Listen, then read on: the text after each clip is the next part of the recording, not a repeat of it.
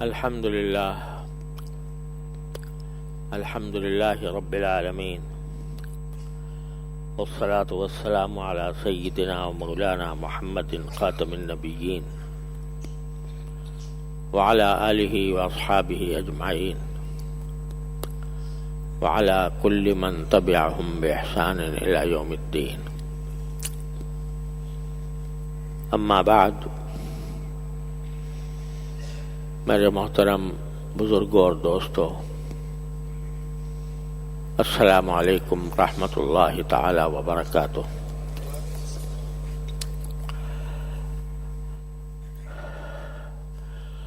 سورہ تکاثر میں، الہاکم التکاثر میں آخر میں اللہ تبارک و تعالی نے فرمایا وَلَتُسْأَلُنَّ يَوْمَئِذٍ عَنِ النَّعِيمِ، کہ اس دن یعنی میدان حشر میں تم سے سوال ہوگا اللہ تعالیٰ کی دی ہوئی نعمتوں کے بارے میں۔ تمہیں اپنی ساری زندگی میں اللہ تبارک و تعالیٰ نے جو جو نعمتیں عطا فرمائی، ان سب کے بارے میں سوال ہوگا کہ تم نے ان نعمتوں کو کس طرح خرچ کیا اور اس پر کتنا شکر ادا کیا۔ اسی حدیث کی تشریح سمجھنا چاہیے، اسی آیت کی تشریح سمجھنا چاہیے اس حدیث پاک کو جس میں رسول کریم صلی اللہ علیہ وسلم نے بتایا کہ آخرت میں تم سے کیا سوال ہوگا، کن نعمتوں کے بارے میں سوال ہوگا۔ اس کا کچھ بیان میں پچھلے 2 جمعوں میں نے کیا ہے۔ یاد دہانی کے لیے حدیث کو دہراتا ہوں کہ رسول کریم صلی اللہ علیہ وسلم نے ارشاد فرمایا کہ آدم کے بیٹے یعنی انسان کے قدم اپنی جگہ سے ہلیں گے بھی نہیں، یعنی جنت کی طرف جانے کے لیے آگے بڑھیں گے بھی نہیں جب تک کہ اس سے 4 باتوں کا سوال نہ ہو۔ ایک بات یہ کہ ہم نے تمہیں عمر دی تھی، زندگی دی تھی، اس کا ایک ایک لمحہ بڑا قیمتی تھا، اور اگر تم چاہتے تو اس ایک ایک لمحے سے اپنے لیے آخرت کے ثواب کے ڈھیر لگا سکتے تھے۔ یہ بتاؤ کہ تم نے اس عمر میں کیا کیا، یعنی آخرت کی کیا تیاری کی، اللہ تعالیٰ کو کتنا راضی کیا، کتنا ناراض کیا۔ دوسرے خاص طور پر ہم نے تمہیں جوانی دی تھی، تو جوانی کو تم نے کس کام میں بڑھا کیا۔ جوانی کا زمانہ قوت کا زمانہ ہوتا ہے، توانائی کا زمانہ ہوتا ہے، آدمی بڑی سے بڑے کارنامے اس میں انجام دے دیتا ہے۔ تو اس جوانی کی قوت کو تم نے کس کام میں استعمال کیا، اللہ تعالیٰ کو راضی کرنے کے کاموں میں یا ناراض کرنے کے کاموں میں۔ اور تیسرا یہ کہ ہم نے تمہیں مال دیا تھا، وہ مال تم نے کہاں سے کمایا اور کہاں خرچ کیا، اس کا حساب دینا ہوگا۔ اور آخر میں چوتھی بات یہ کہ تمہیں ہم نے علم دیا تھا، اس علم پر تم نے کتنا عمل کیا اور اس سے کیا فائدہ اٹھایا۔ یہ 4 سوال ہیں جو پہلے سے ہمیں بتا دیے گئے ہیں۔ ان میں سے پہلے 2 سوالوں کے بارے میں پچھلے خطابات میں نے کچھ تفصیل عرض کی تھی۔ تیسرے سوال کی بات چل رہی تھی کہ مال کو تم نے کہاں سے کمایا اور کہاں خرچ کیا۔ یہ نہ سمجھو کہ جو مال تمہارے ہاتھ میں ہے، تمہاری صندوقچی میں ہے، تمہاری الماری میں ہے، تمہارے بینک میں بیلنس ہے، اس کے بارے میں کوئی پوچھ نہیں ہوگی۔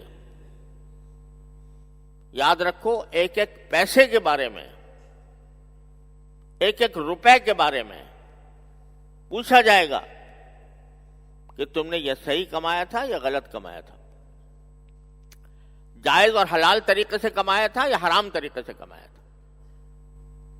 میں اس پر اس لیے زیادہ زور دے رہا ہوں کہ افسوس یہ ہے کہ ہمارے معاشرے میں مال کے بارے میں، پیسہ کمانے کے بارے میں حلال و حرام کی تفریق، حلال و حرام کا فرق ذہنوں سے مٹتا جا رہا ہے۔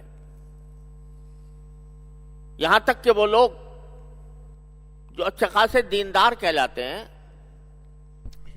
نمازوں میں پابندی سے آتے ہیں، بعض اوقات صف اول میں نماز پڑھنے کے عادی ہوتے ہیں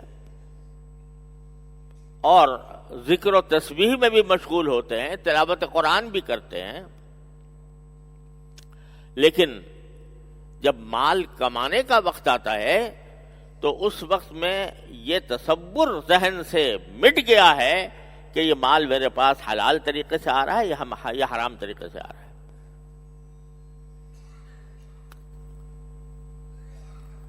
میرے پاس، میرے والد ماجد رحمۃ اللہ علیہ کے پاس ایک بڑے مشہور تاجر آیا کرتے تھے اور بڑے تہجد گزار تھے اور بزرگوں سے تعلق رکھنے والے، بزرگوں کی مجلس میں آ کر بیٹھنے والے، اور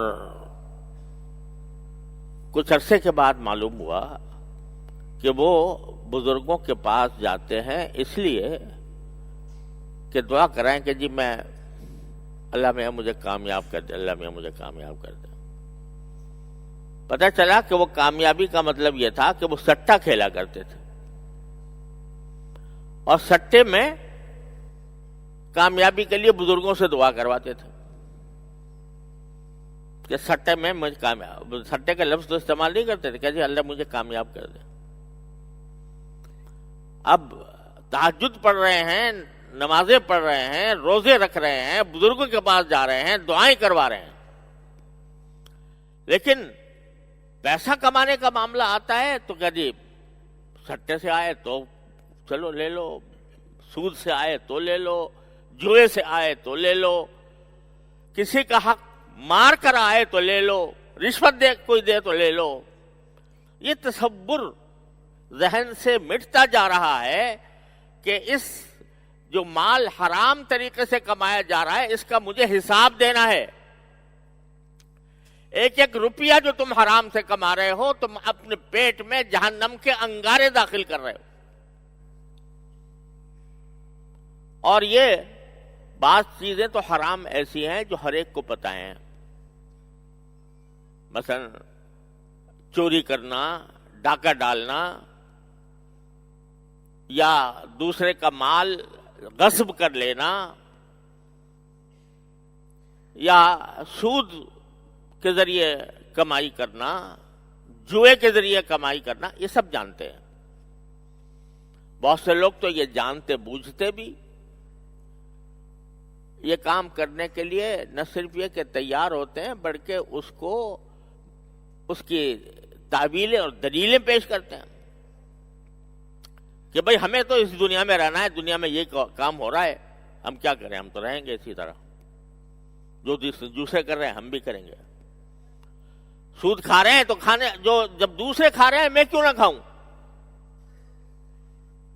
کوئی دوسرے جوا کھیل رہے ہیں تو میں کیوں نہ کھیلوں۔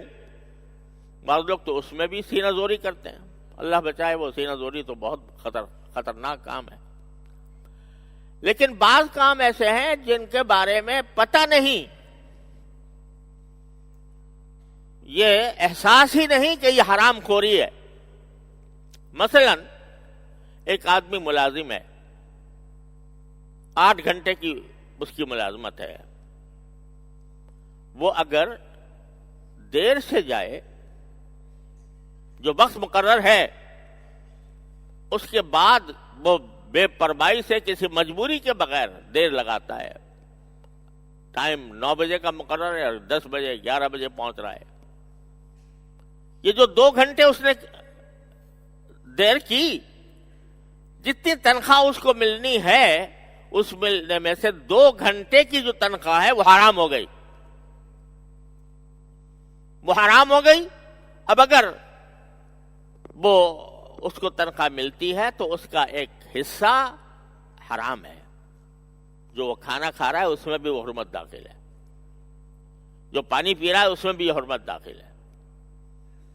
کیوں؟ اس لیے کہ اس نے اپنی ڈیوٹی پوری نہیں دی.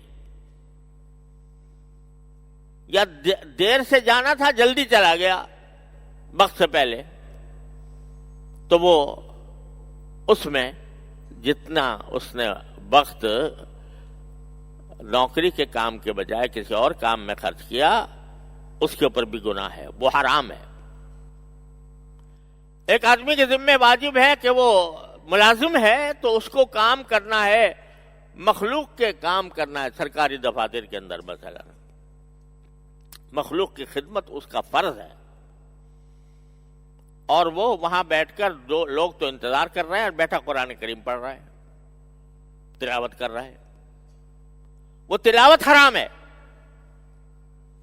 جو دوسرے کے کام کو روک کر کی جائے، اس وقت تیرا فرض یہ ہے کہ جو کام جن کا کام تیرے ساتھ اٹکا ہوا ہے ان کا کام کرے، ان کی خدمت کرے. یہ تلاوت حرام. اور جتنی دیر تلاوت کی اتنی دیر کی تنخواہ حرام. لوگ سمجھتے ہیں کہ یہ ہم نے تو نیکی کا کام کیا، ہم نے تلاوت کی، اپنا وقت جو ہے تلاوت میں خرچ کیا، اللہ کو یاد کرنے میں خرچ کیا. ارے اللہ ناراض ہے اس وقت تجھ سے جب تو یہ کام کر رہا ہے، اس لیے کہ تو نے اپنی ڈیوٹی انجام نہیں دی. جتنا پیسہ تو نے اس وقت کی تنخواہ کا کمایا وہ حرام کمایا. چھٹی لینی ہے، ویسے چھٹی ملتی نہیں. ڈاکٹر سے جھوٹا میڈیکل سرٹیفکیٹ تیار کروا لیا اور اس کی بنا پر چھٹی کر لی. خوش ہے کہ مجھے چھٹی مل گئی، تنخواہ پوری ملے گی.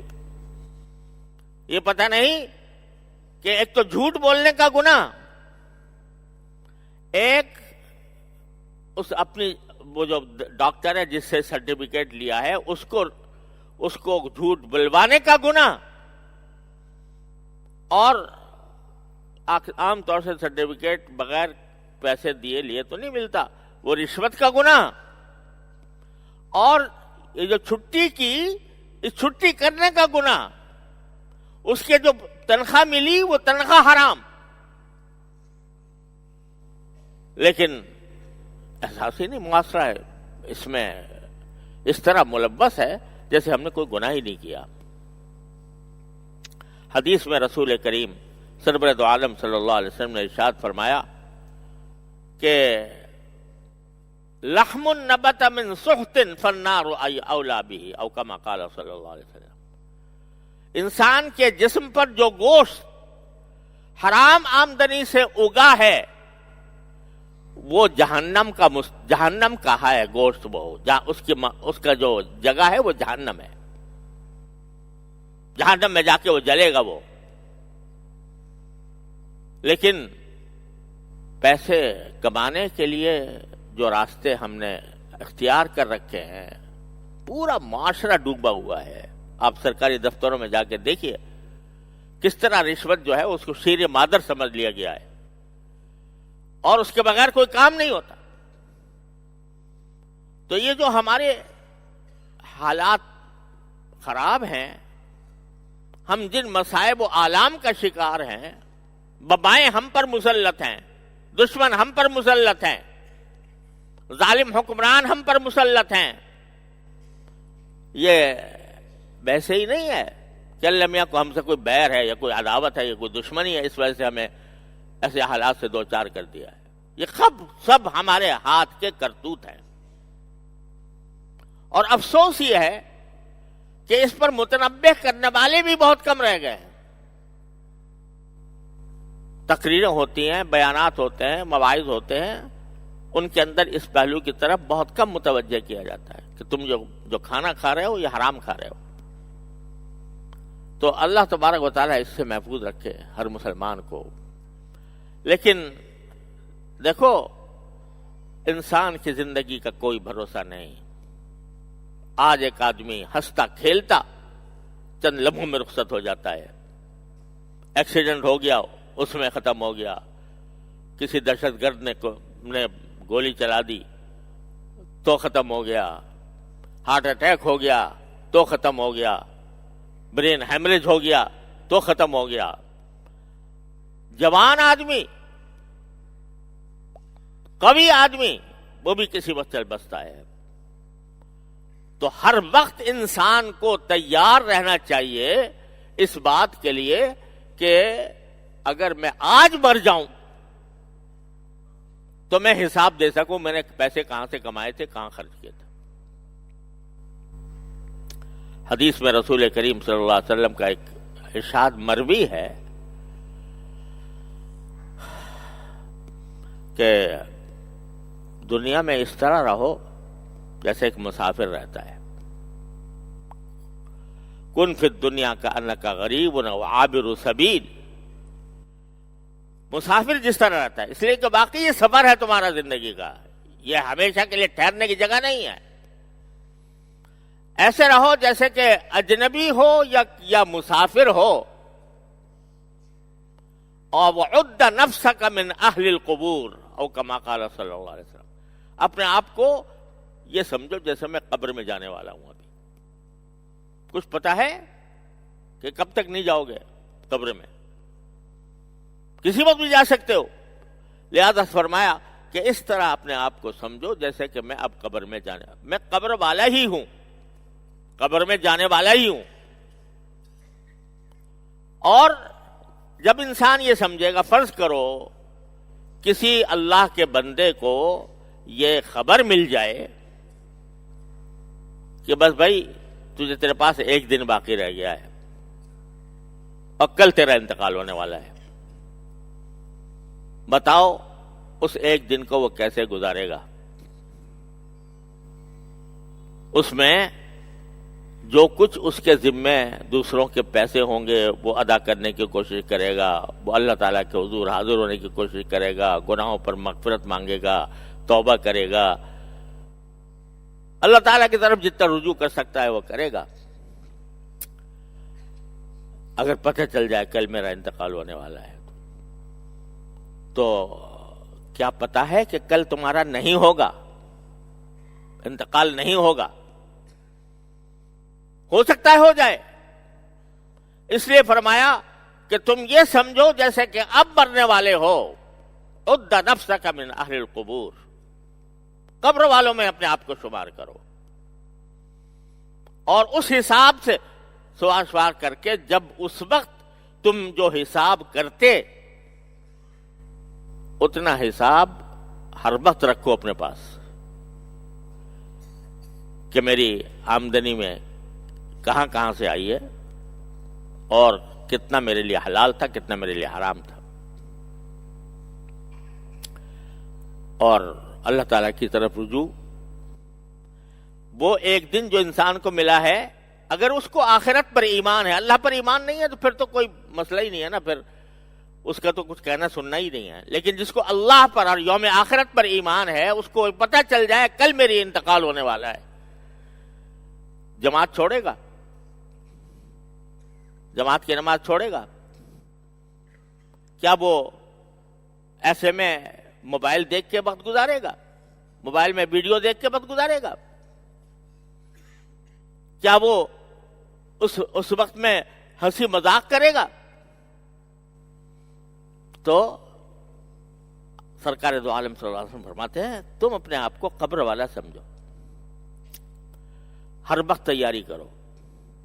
حدیث میں آتا ہے کہ نماز جب پڑھو تو ایسی پڑھو جیسے کہ آخری نماز پڑھ رہے ہو، اب اس کے بعد مجھے کوئی نماز کا موقع نہیں ملے گا، ایسی پڑھو. ایک بزرگ تھے حضرت عبد الرحمن ابن ابی نعم رحمۃ اللہ علیہ. ان سے کسی نے پوچھا کہ اگر آپ کو پتہ چل جائے کہ آپ کا آج ہی انتقال ہونے والا ہے یا کل ہونے والا ہے تو آپ کیا کریں گے؟ تو انہوں نے جواب دیا کہ وہی کروں گا جو اب کر رہا ہوں، وہی کروں گا جو اب کر رہا ہوں.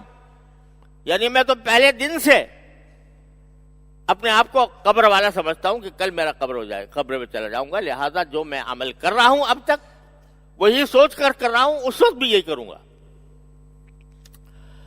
تو میرے بھائیو اور عزیزو، ہمارے لیے یہ مصیبت جو آئی ہوئی ہے، مصائب جو آئے ہوئے ہیں، وہ زیادہ تر ہمارے کسب حلال کی طرف متوجہ نہ ہونے کا نتیجہ ہے. فکر نہیں ہے پیسے کہاں سے آ رہے ہیں، کتنے خرچ ہو، کس طرح آ رہے ہیں. ایک ایک پیسے کا انسان کو حساب رکھنا چاہیے. حضرت شیخ الہند رحمۃ اللہ علیہ،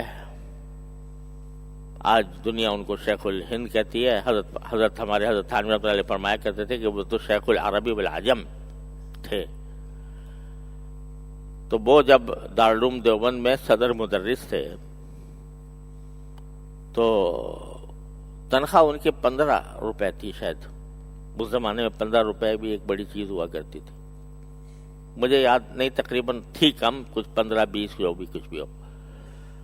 جب بوڑھے ہو گئے تو پہلے زمانے میں جب وہ جوان تھے یا عمر مناسب تھی، کام کرنے کے لائق تھے، تو کافی وقت دیا کرتے تھے دارالعلوم کو. پڑھاتے بھی تھے، نگرانی بھی کرتے تھے، بہت سارے کام کرتے تھے.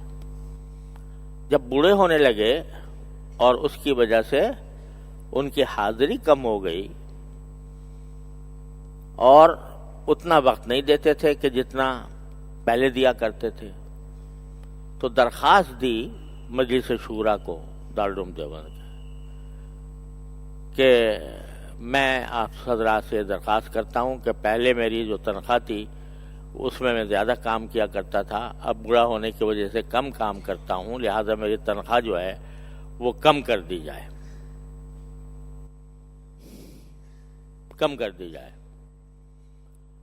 تنخواہ بڑھانے کی درخواستیں تو پتہ نہیں ساری دنیا میں دی جاتی ہوں گی، لیکن تنخواہ کم کرنے کی درخواست جو ہے اس کی مثال انہوں نے ہی قائم کی. اس لیے کہ یہ فکر تھی کہ تنخواہ جو آ رہی وہ حلال ہو رہی ہے میرے لیے، نہیں حرام ہو رہی، حرام تو نہیں ہو رہی. تو جب تک انسان کے دل میں یہ فکر پیدا نہ ہو، اسی لیے رسول کریم صلی اللہ علیہ وسلم فرما رہے ہیں کہ تمہیں حساب دینا ہوگا. قیامت میں تم سے سوال کیا جائے گا تمہارے مال کے بارے میں، کہاں سے کمایا اور کہاں خرچ کیا. تو میں اس کے اوپر زیادہ اہمیت کے ساتھ اس لیے عرض کر رہا ہوں کہ یہ بڑا خطرناک معاملہ ہے، بڑا خطرناک معاملہ ہے. یہاں حکومت آپ کے اوپر ٹیکس لگاتی ہے، ظالمانہ قسم کے بھی ٹیکس ہوتے ہیں اور انصاف والے بھی ہوتے ہیں، دونوں طرح کے ہوتے ہیں. اب وہ خطرہ آپ کو رہتا ہے کہ بھئی ٹیکس والا آ کے میری چھان بین کرے گا، تو آپ اپنا حساب کتاب جو ہے وہ اس کے حساب سے رکھتے ہیں تاکہ میری کہیں پکڑ نہ ہو جائے. لیکن وہاں تو آپ چھپا بھی سکتے ہو اور چھپا کر اپنے ٹیکس کو کم بھی کرا سکتے ہو.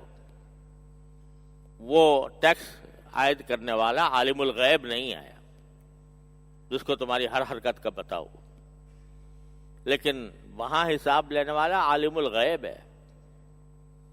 وہاں تم چھپا نہیں سکو گے کہ میں نے نیچے سے لے لیے تھے کچھ پیسے. وہاں حساب نہیں، وہاں چھپانے کا کوئی راستہ نہیں ہے. حساب دینا ہوگا، ایک ایک پائی کا دینا ہوگا. اللہ تبارک و تعالیٰ اپنے فضل و کرم سے، اپنی رحمت سے ہمیں یہ احساس ہمارے دلوں میں پیدا فرما دے. اسی احساس کا نام تقویٰ ہے، اسی احساس کا، اسی شعور کا کہ جو کچھ کر رہا ہوں وہ میرے اللہ کو راضی کر رہا ہے یا ناراض کر رہا ہے، اسی احساس کا نام تقویٰ ہے. اللہ تبارک و تعالیٰ اپنے فضل و کرم سے ہم سب کو اس تقویٰ سے آراستہ فرما دے، یہ تقویٰ حقیقت میں ہمیں عطا فرما دے، اور اس کے نتیجے میں اللہ تبارک و تعالیٰ ہماری آخرت درست فرمائے. وآخر دعوانا الحمد للہ رب العالمین.